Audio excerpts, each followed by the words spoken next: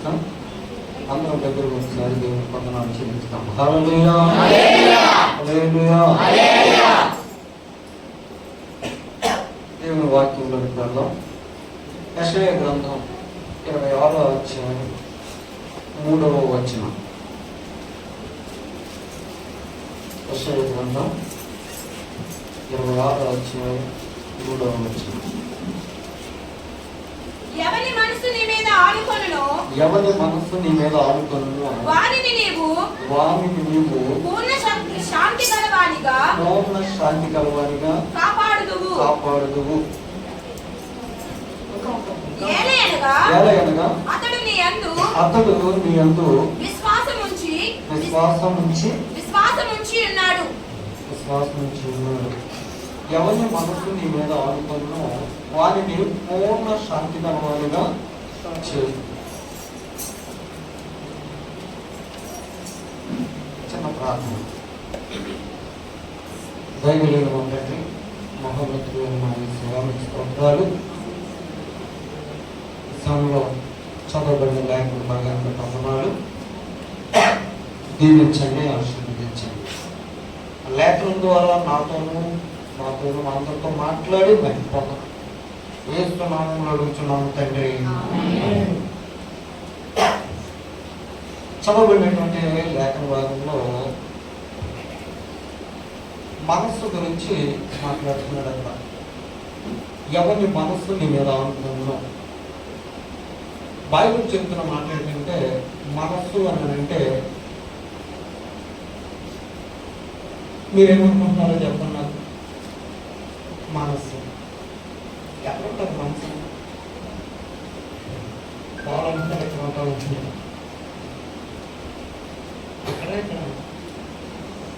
ఇక్కడ అది గుండె, హృదయము. మనసు అది కాదు. బైబిల్ చెప్తున్నమాట మనసు అంటే నాలుక. మనస్సు అని అంటే నాలుక. అది రెండు రకాలుగా మాట్లాడతారు. మనసు కుదరదు, ఏం మాట్లాడుతుందో తెలియదు. అది మనసు గురించి యాకోబు గారు చెప్తాడు అన్నమాట. అయితే సమయం కొంచెం కాబట్టి త్వరగా వెళ్తాను. మనసు అనేది అందరం ఇక్కడే ఉన్నాం, కానీ అందరి మనసు ఇక్కడ ఉందంటే చెప్పసత్యం కాదు. మనసుకి కంట్రోల్ ఉండదు, చాలా వేగంగా వెళ్తుంది. ఎక్కడే కూర్చుంటాం భూమంతా తిరిగి వస్తుంది. మనసుకి కంట్రోల్ లేదు. అందుచేత ఈ మనస్సుని కొంచెం సంకేతించిన మనస్సు స్వాధీనపరుచుకోవాలి. మనసు అనేది చాలా ప్రాముఖ్యమైనది మనకు.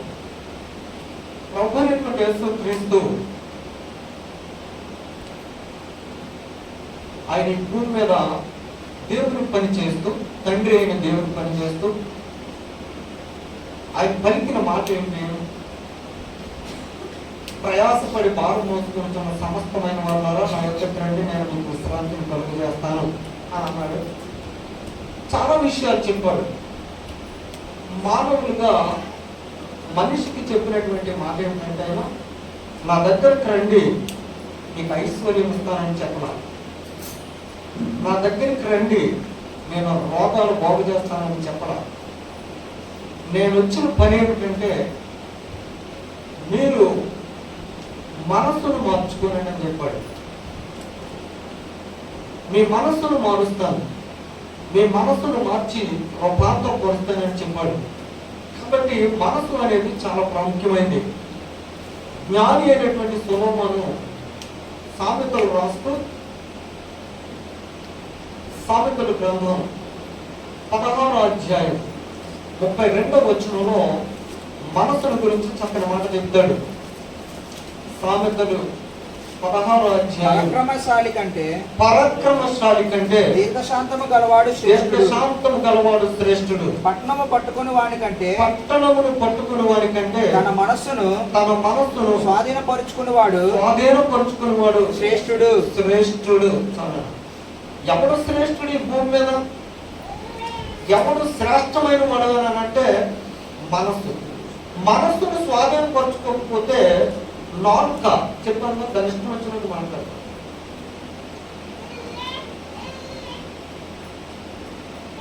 నోరు మంచిదైతే ఇదంతా మంచిదే.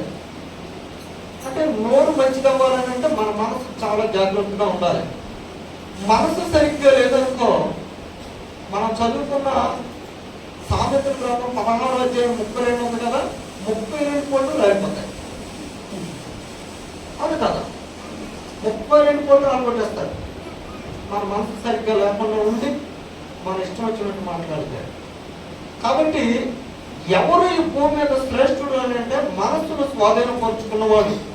ఒకడు బలవంతుడై పట్టణాన్ని పట్టుకున్నంత మాత్రాన వాడు శ్రేష్ఠుడు కాదు. వాడు బలవంతుడయి లోకమంతా సంపాదించిన వాడు శ్రేష్ఠుడు కాదు. వాడు ఎంత గొప్పవాడైనా, వాడు ఎంత ఉన్నతుడైనా, వాడు మాట సరిగా లేకపోతే అందరూ తిడతారు. కాబట్టి మనస్సుని స్వాధీనపరుచుకోవాలి. అంటే క్రైస్తవ భక్తి జీవితంలో, మన జీవితంలో మానవులుగా మనం జీవిస్తున్నప్పుడు క్రైస్తవులే కాదు, లోకంలో ఉన్నటువంటి ప్రతి మనుషుడికి శ్రమ కలుగుద్ది.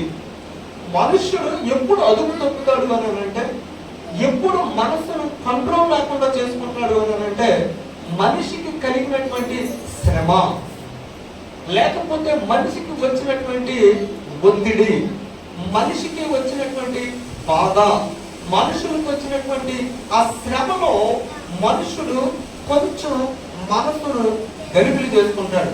మనసు అప్పుడు పాడవుద్ది. శరీరం అంతా ఆరోగ్యంగా ఉండొచ్చు, మనసు బాగోకపోతే ఈ కాళ్ళు చేతులు వదిలేసినట్టు అవుతుంది. శ్రమ కలిగినప్పుడు, మనకి బాధ కలిగినప్పుడు, మానవులుగా మనకి భయంకరమైనటువంటి ఏదైనా పరిస్థితులు బాగోలేనప్పుడు మన మనసు చంచలత్వంలోకి వెళుతుంది, విమర్శలోనికి వెళుతుంది. అప్పుడు నీ మనస్సు ఈ భూమి మీద నీ సంచారం అంతా చేసిన నీ మనసుకు నెమ్మది దొరకదు. ఎక్కడ దొరుకుతుందయ్యా నీ మనసుకు నెమ్మది అని అంటే, ఎవరి మనస్సు నీ మీద ఆనుకునునో. ఎవరి మీద ఆనుకోవాలి? ఇప్పుడు దేవుని మీద ఆనుకోవాలి. నీకు ఎలాంటి శ్రమ వచ్చినా, లోకంలో శ్రమలు ఎవరికి వస్తాయి? మనిషికి రాకపోతే మ్రానికి వస్తుందా? కాదు కదా, మ్రానికి కాదు శ్రమ వచ్చేది, మనిషికే. కానీ ఆ శ్రమలో నీవు దేవుని మీద ఆధారపడాలి. క్రైస్తవుడిగా మనము దేవుని మీద ఆధారపడితే అది ఎట్టి శ్రమైనా దేవుడు తొలగిస్తాడు. క్రైస్తవులుగా ప్రార్థన చేస్తాం. ప్రార్థన రెండు రకాలు. ఒకటి మామూలుగా చేసుకుంటాం ప్రార్థన. ప్రార్థనలో జవాబు రాకపోతే ప్రార్థనలో నీ ఆత్మీయ జీవితం అధికం అవ్వాలి. ఆత్మీయ జీవితం అధికం అవ్వాలి. ఆ ప్రార్థనకు జవాబు సంపాదించుకోవాలని అంటే రెండవ ప్రార్థన ఏమిటంటే అదే ఉపవాస ప్రార్థన. ఆ ఉపవాస ప్రార్థన ఏం చేస్తుంది అని అంటే దేవుడు మన జీవితంలో జయాన్ని కలుగు చేస్తాడు.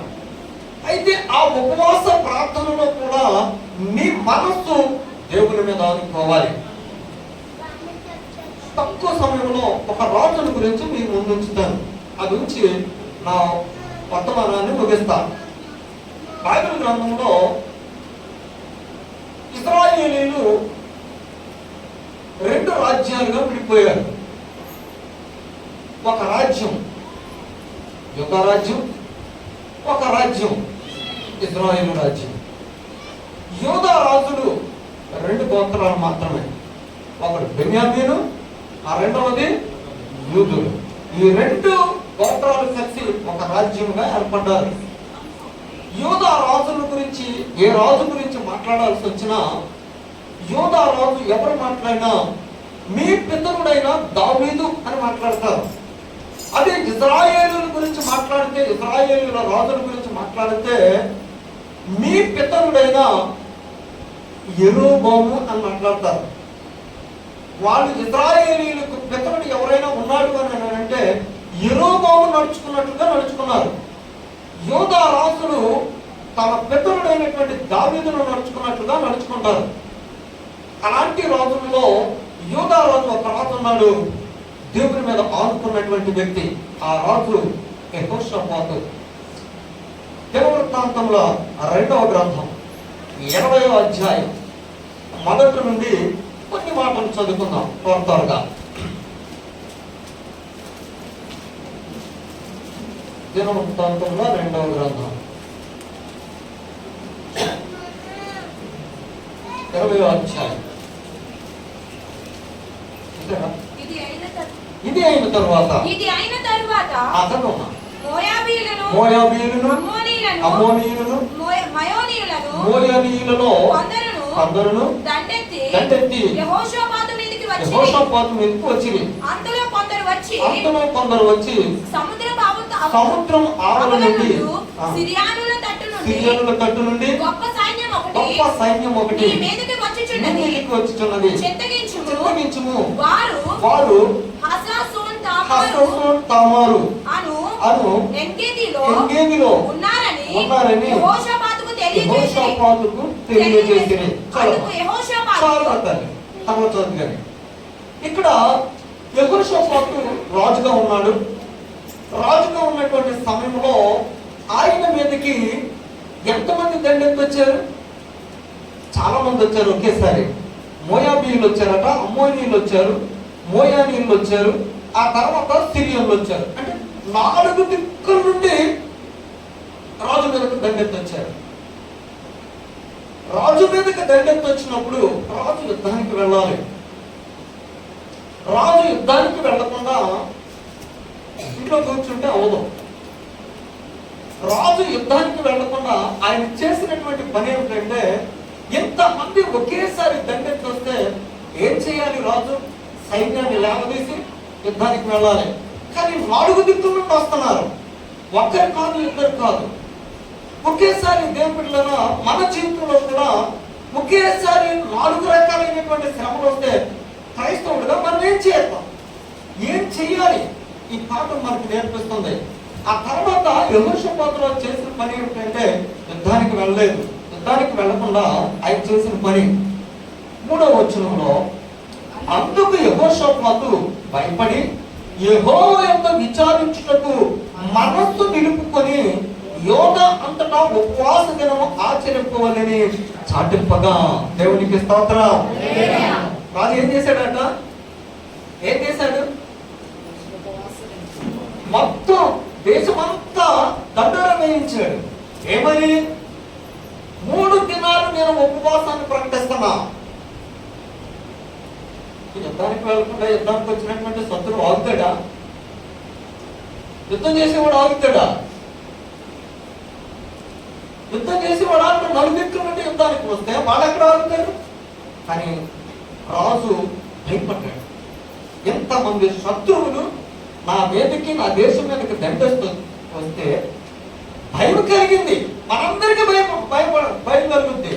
మనందరం భయపడతాం పరిస్థితులను బట్టి.